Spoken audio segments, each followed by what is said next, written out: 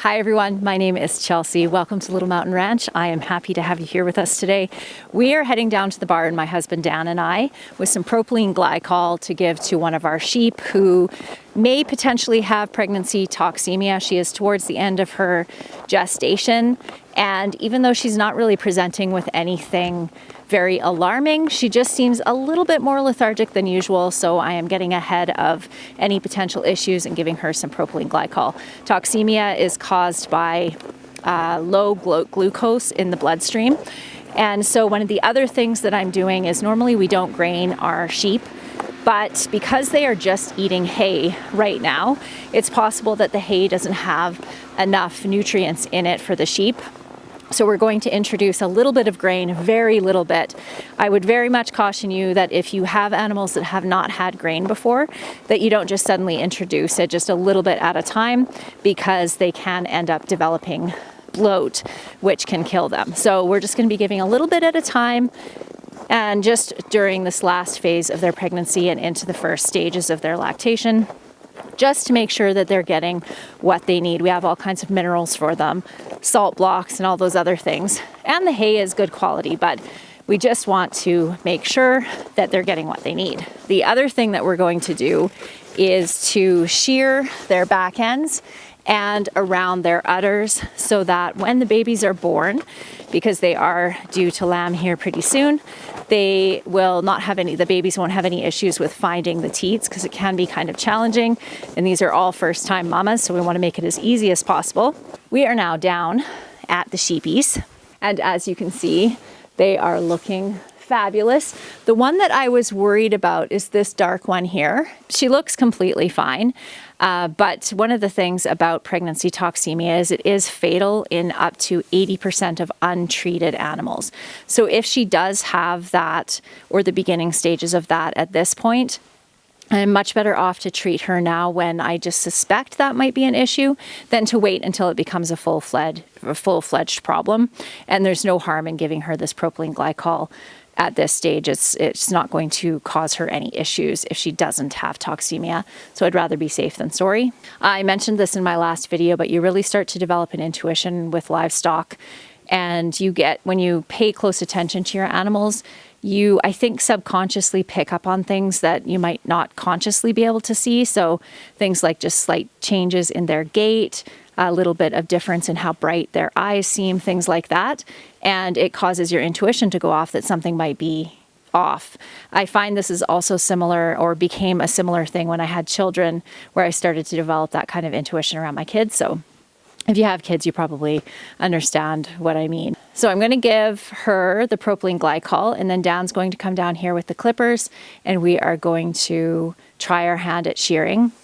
I had a sheep shearer come last year and I watched him very closely and asked lots of questions about shearing. So I feel pretty comfortable to do it, at least in this, where I'm not shearing their entire bodies. Although I would like to work up to that, because we only have one sheep shearer in our entire area. And he said to me last year, because he's getting up there in the years, that he didn't know how much longer he was going to be able to do it. So learning how to do it ourselves is a really good idea. Hello, my lady. Hello. Just gonna give you a little. So this is called dredging, when you give a liquid like this, and so you just want to tip their heads back. Good girl. Good girl. Once we're finished down here dealing with our sheep, we're going to go back up to the house, and I have a bunch of recipes that I am planning to cook today. I had some lovely recipe books sent to me, so I'm going to make some recipes out of 2 of those books. And I just want to use up some things that are going to go bad or just need to get used up in my food storage. So you can look forward to that once we're finished down here. They are. Yeah, they look really pregnant. Okay, so this is the clipper that I bought. You can see that there, and has a nice long cord on it, which is great, but I also have an extension cord out here too. So we're going to start with the brown sheep, because she is the friendliest of all the sheep. So we just have to walk her over here. She's really easy to move and she's not scared. Flip her. this way so she goes on her butt and her back is against your legs like this. So she's like sitting like this with her belly bared. Like am I sitting? Just like that. Yeah, just like that. Perfect. Higher speed. Yep. Well, she's definitely bred, so that confirms that because you can see she's making an udder. So same deal here. Damn it.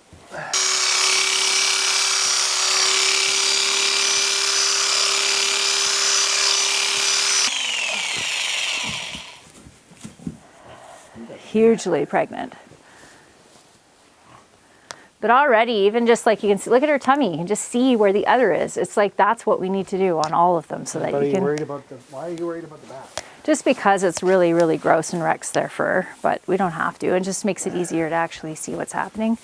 But definitely, like, she looks good now. You can see the udder. Do we do that one too? Yeah, let's just do. We didn't do her enough, but yes, you can see. You can actually see hers too. Her big belly. Yeah, she's huge. There we go. Like hair clippers, you know, they don't cut when they're not quite right. Oh, this is easier. What a difference.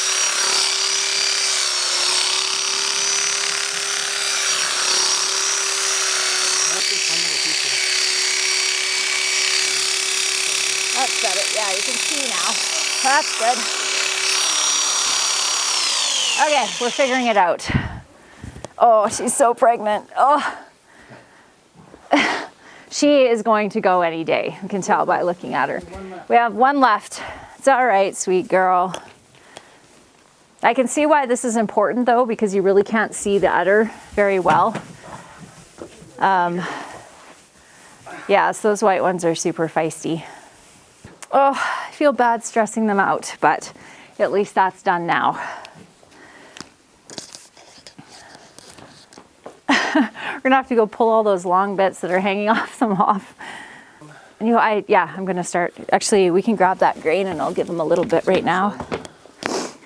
Okay, I'm just gonna run to the shed and grab their grain. I'm happy to see they're all bred though. Definitely gonna have lots of babies. Can you grab it? Are you able to grab the grain? Actually, no, I'll just grab a scoop. Because I'm only gonna give them just a little bit to start, just to wean them into it. This grain is specifically formulated for sheep, so I'm just gonna give them just a little bit each, and I'll do that every day and then work up until they're having no more than a cup a day of this grain. And then once they're probably 4 weeks into their lactation, I know everything's good, I'll wean them back off again and go back to being solely grass-fed. So this will be hopefully help to compensate for the fact that we just put them through the trauma of that whole thing. Hey, little one. Want to try some of that?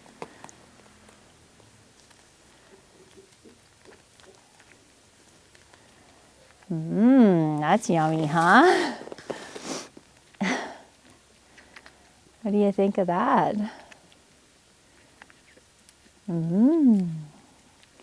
Here, we'll put that down there for you, and then we'll give some to your sisters.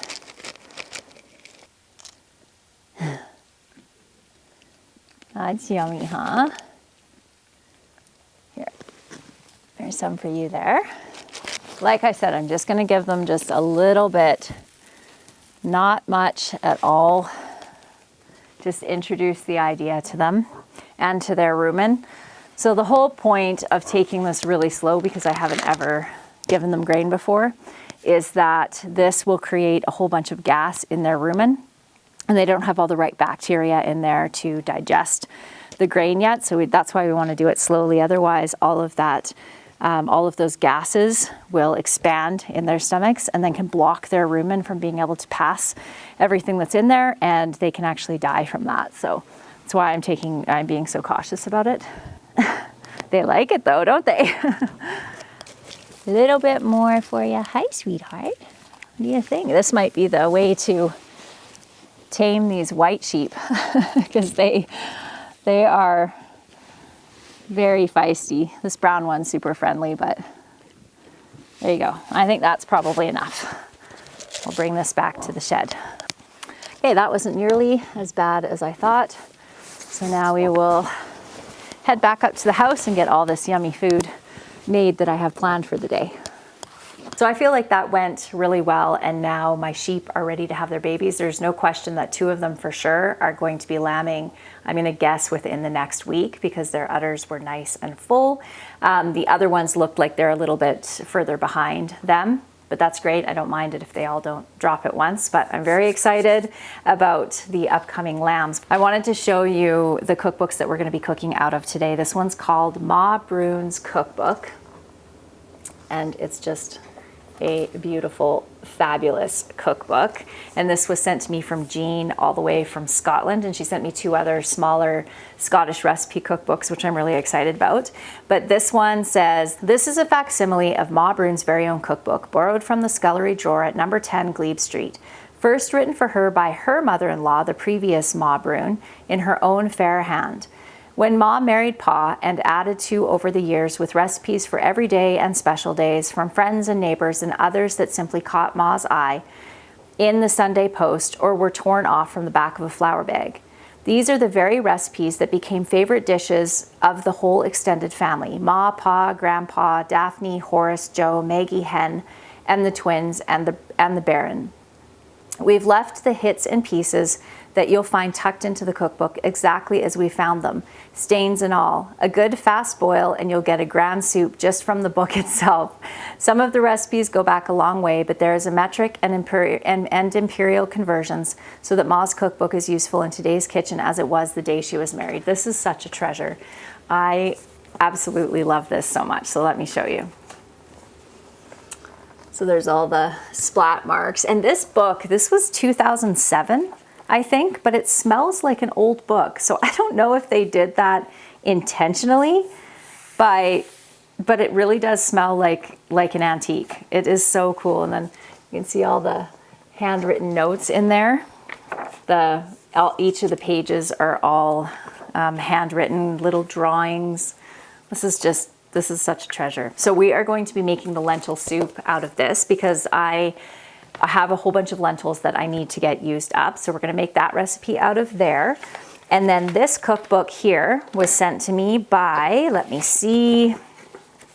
sent to me by Leanne. And I loved your letter, Leanne. Thank you so much for that. I love getting handwritten letters. So I love that she sent me this. So she's a fellow Canadian. This is a century of Canadian home cooking. So this is 1900 through the 90s, and it is actually a really lovely cookbook. So we are going to make the zucchini bread out of this recipe book because I had some zucchini in the freezer that I needed to get used up. So I just looked for a recipe in here that I could use zucchini with, and I found zucchini bread, and we love zucchini bread. So I'm going to do that. And what else are we going to make? We are going to make some apple hand pies. And this is just a recipe I'm going to kind of make up as we go. But I had a bunch of apples that were going bad. We bought a whole bunch of apples when we started the pantry challenge, and that was one of the sort of fresh fruit. I mean, they aren't fresh, but fruits that we had available for fresh eating while we were doing the pantry challenge. But they are starting to go soft and a little shriveled. So we are going to use some of those up and make some hand pies. But the first thing that we're going to do is get this soup going because it does take a couple of hours to cook, and we're going to be using this for dinner. Back on the stove over here, I have a ham hock that I have been boiling with a couple of bay leaves for the last couple of hours. We are going to strain this out, and this recipe, remember, comes from Ma Brown's I keep saying Browns, but it's Broons. Ma Broons Cookbook, so I just have to find it again. There is haggis, of course, because it's a Scottish cookbook. It wouldn't be a Scottish cookbook without a good haggis recipe. I have never had haggis. For those of you that have had haggis, do you like it? And is it worth me trying? I know it's a pretty, it would be a pretty ambitious thing to take on in my kitchen because I think you cook haggis in a sheep's stomach, isn't that right? So anyway, if you want me to try making haggis, let me know. So we are going to make the lentil soup out of this cookbook. Okay, I'm going to read the recipe out for you. So if you want to grab a pen and paper and write this down, when I make it, I'll be adjusting the quantities that I'm going to be using in this just based on what I have right now. So I'm just going to read the recipe out for you. So this is Ma Broons lentil soup. 100 grams of lentils, 25 grams of vegetable oil, 25 grams of carrots, 50 grams of turnips, 1 onion, 1 large potato, 1 liter of or 2 pints of water, 1 ham hock, and black pepper. And then you add the water to the pot. It's so strange because I don't read cursive very much anymore. And so I'm finding it harder and harder to read that. Is anyone else finding that? I still write in cursive when I'm doing my own writing, but I don't read it very often. So this is a little bit harder than I'd like to admit. Oh my gosh. Add the water to the pot and the ham hock and bring it to a boil. That's what I've done here. Simmer for around 2 hours, after which you should remove the ham hock, strain and reserve the stock, and then skim off any fat. Wash the lentils and dice the vegetables. Pour a little bit of vegetable oil into a large pot and cook the vegetables over low heat with the lid on for around 20 minutes. Add the lentils in the stock and simmer for around 2 hours. Shred the meat from the ham hock and add to the soup. Taste and season. So pretty simple, basic soup. Okay, let's get all of our stuff prepped up. One thing that I'm going to be changing about this is I'm going to add a lot more carrots and potatoes to this recipe than it calls for. But first things first, let's don our onion chopping goggles and peel and chop an onion and sharpen our knife. My knife needs a sharpen here. There we go, that should be better. Ah, lovely. Okay, I am just kind of rustically chopping this up. This is my new word for my chopping style, is rustic. So, rustically chopped onions over here. I am just going to strain those, the ham hock and the broth that is in it, and then I'm actually just going to pop it outside on the deck. It's quite cold out today, so that the fat can solidify, and then I'm going to skim that off. And I'm going to let the ham hock sit for a bit to cool off while I make the rest of the soup, and then I can take all the meat off of it when it's had a chance to cool.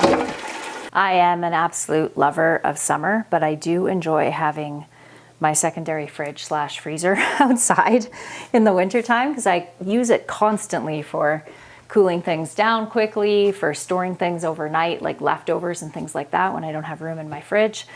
So there are some good things about winter, not very many, but some. So I'm just gonna rinse out this pot here because I actually like making soup in this short pot. I'm gonna pop that back over here on the stove, turn it on to medium.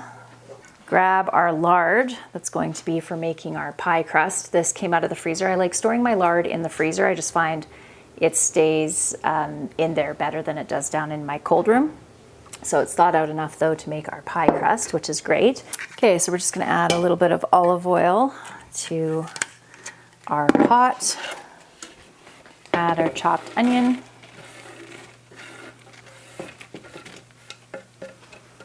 Go and chop, actually we can just chop these right here, our potatoes and our carrots.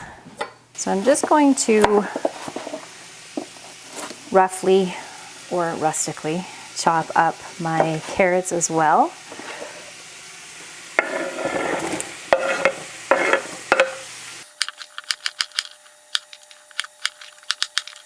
I am so excited because this afternoon is going to mark the first official gardening day for me of 2024 because I am going to be starting all my celery. I'm going to start my celeriac. I will probably start petunias. I may even start a few early onions. I want to wait probably another week or so before I get too serious starting my onions. I might start some leeks. And I cannot wait. Like I mentioned in my last video, I'm really looking forward to gardening this year more than ever before. And several people commented that maybe it was because I have been a little bit deprived over this last 6 weeks or so of the pantry challenge by not having any fresh fruits and vegetables. But it was actually even before the pantry challenge started that I began to feel that way. I don't know, just cannot wait. I have big plans for my garden this year. I'm going to be doing some upgrading to my forest garden, that's what I call it, but it is a basically it's an orchard with lots of berry plants or berry bushes and medicinal herbs and things like that planted in there as well with flowers. I have roses in there. I have hascups in there and sea berries and a bunch of other things. Anyways, I have some big plans for that this year. And I am trying something that I have not done very often before, and that is really planning my garden. I actually made a planner this year that I actually just put up on my shop on my website. If you are interested in, it's a very simple planner. I didn't get fancy with it because I find that for myself anyways, I prefer things to just kind of be really simple. Actually, I can show it to you. One sec, turn that down a little bit. So this is it, and I did it in calendar style. So there is a calendar page that you can write in and keep notes. So this is where I've started drawing my layout. So there's a whole bunch of different garden layout pages in it as well. And there's the garden by the greenhouse.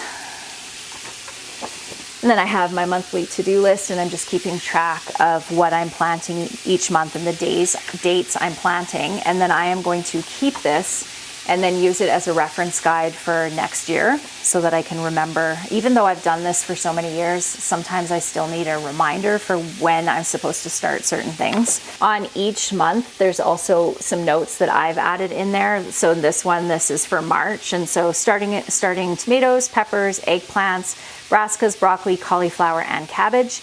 And then outdoors, as the ground becomes workable, I start planting cool season crops like peas, radishes, and spinach. And so each of the months has a note like that where I talk about what I usually start at that time of year.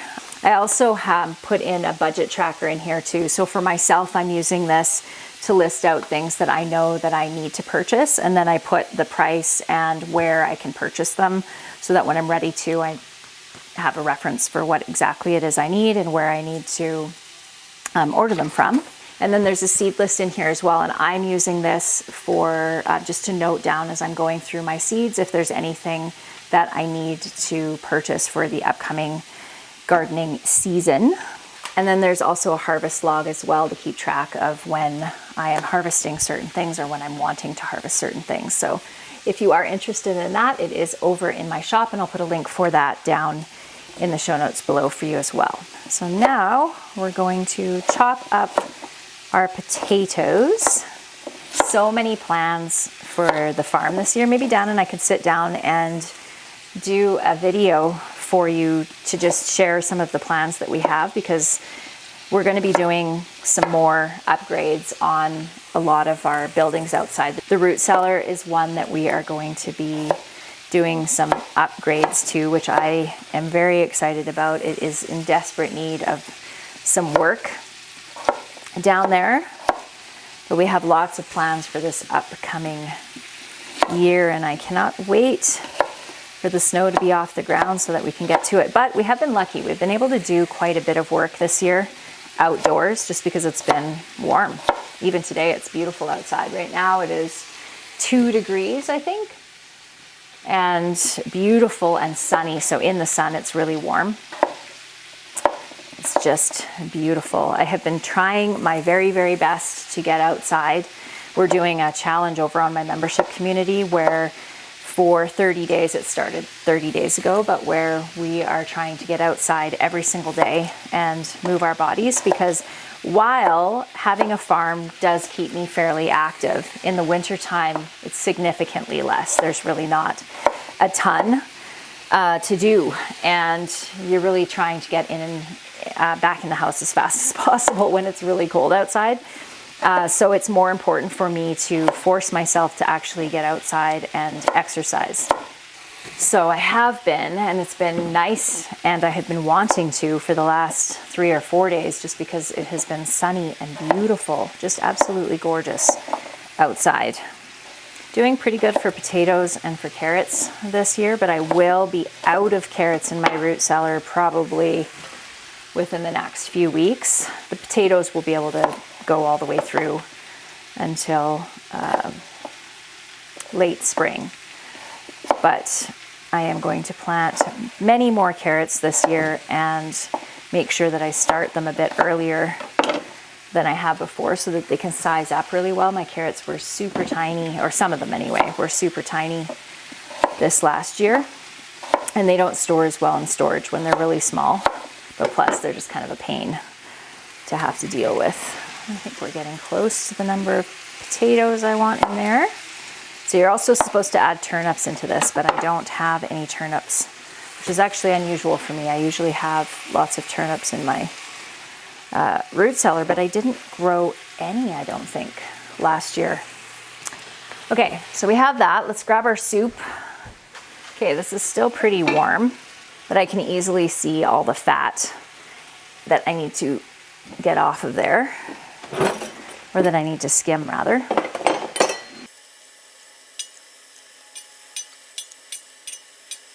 We're gonna dump our broth into our carrots and our onions and our potatoes over here. And into here we'll add our lentils. I'm just kind of eyeballing this, so I'll give it a stir and see how it feels. We can probably do a little bit more.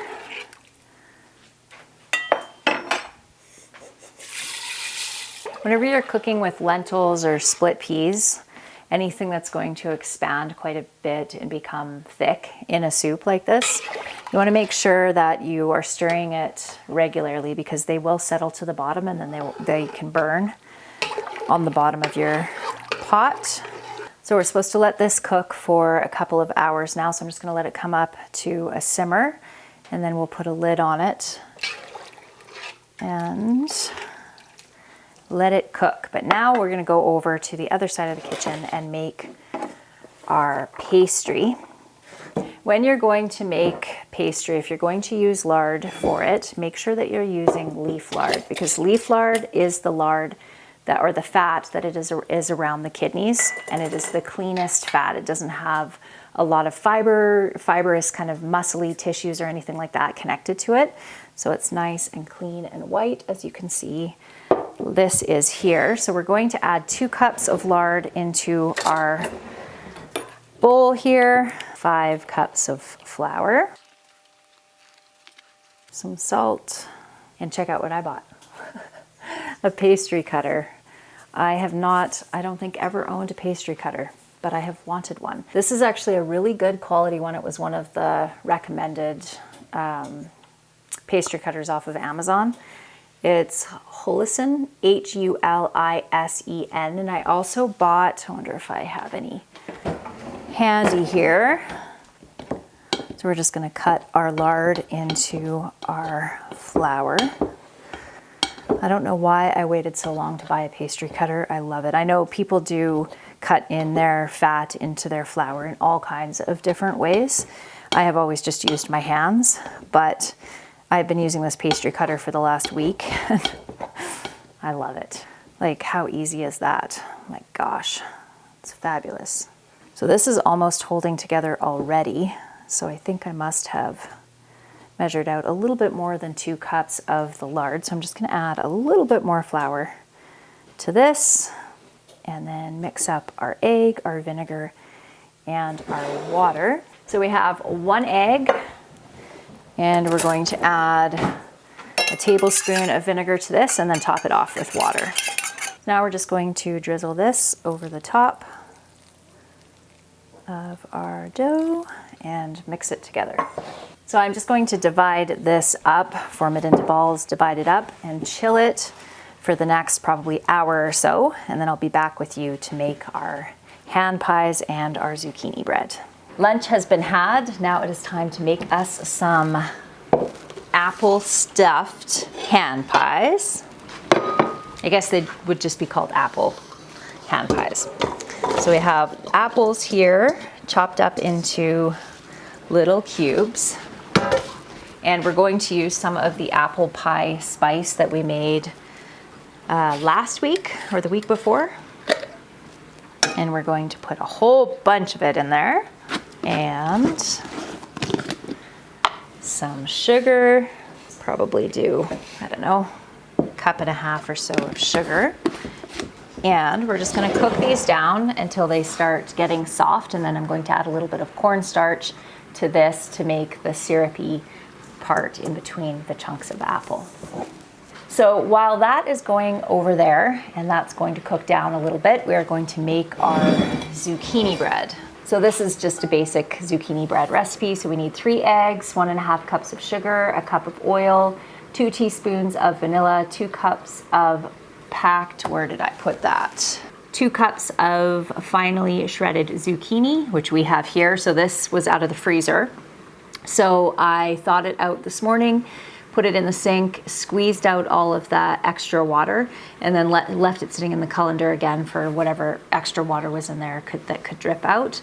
And it's been sitting here waiting to use. 3 cups of flour and 1.5 teaspoons of baking powder. So I'm just gonna collect all that stuff and we'll put it together.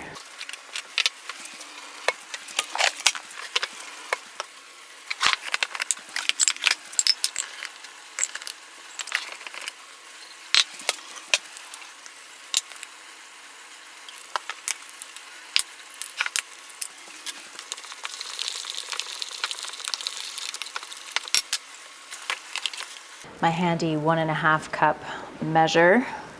So now we're just going to incorporate our wet and dry ingredients.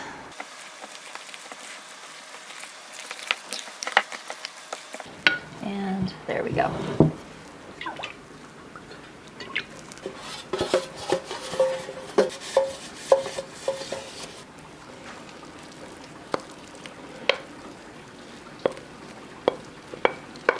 Okay, 350 for around an hour. So we have our pie crust here. Whoops.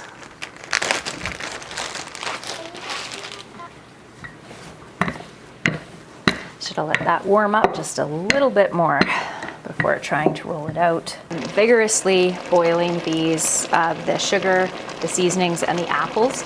And then we have our soup over here, and what I am going to do is to chop up some bacon and fry that and add that to this soup, because the ham hock that I used wasn't smoked, so it's not going to have that nice smoky flavor, and I want that in the soup. So I'm going to do that with the bacon as soon as our apples are done over here. Actually, let's grab some cornstarch. All I have here is a little bit of water and cornstarch, around, I don't know, 2 tablespoons or so, and I'm just going to add this in with our apples to thicken up the sauce. Our filling is all done. I have a little bit of water here that I'm going to use for sealing the edges. We'll grab a fork too. I think I could have done these pastry part definitely a little bit bigger, so we'll do it bigger on the next ones. I am going to double up this one here. So I also rolled this a bit too thin. So let's just try this a different way. So a slight little change of plans. My hand pies are just not working. Like, when I say not working, I mean really not working. They look terrible. So I have gotten out my pie plate and I am going to just make one pie. I have 2 crusts left here.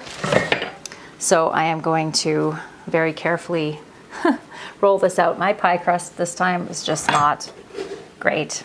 It's not holding together really well.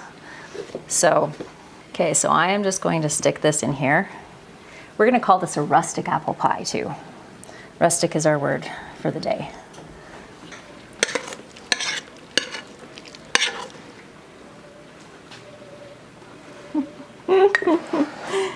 Oh my goodness. Oh, this is like the worst pie I've probably ever made in my life. It's so bad.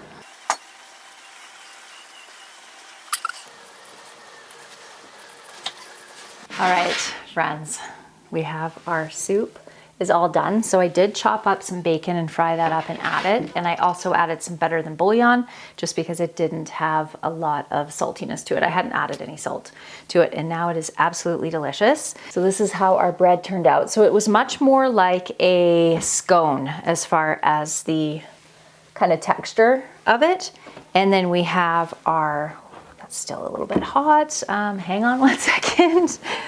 Our pie here, which actually Doesn't look too terribly bad. It looks a lot more brown in real life than it does on the camera. And then our little hand pies turned out okay. We just have to taste them and see how they taste. But let's try the soup first. That's delicious. Very, very good. And the soup you make? It's a red lentil soup with potatoes and carrots and bacon. It's really good. It's tasty. Dan and I already cut into the zucchini bread, and now we'll try one of our little hand pies and see how that tastes. Little tiny hand pies. Well, I did a couple of hand pies. They were in the oven when you came in. Told me that when I was having a little snacky food. You can have some after dinner, young man. Okay, let's try. May not look pretty, but it tastes absolutely scrumptious. All right, my friends, that is it for today's video. Now I have dinner and dessert made, which is fantastic. I'll probably make some baking powder biscuits or something like that to go with this soup, but it's really good. I think everybody's going to like it. I look forward to seeing you next time. Bye.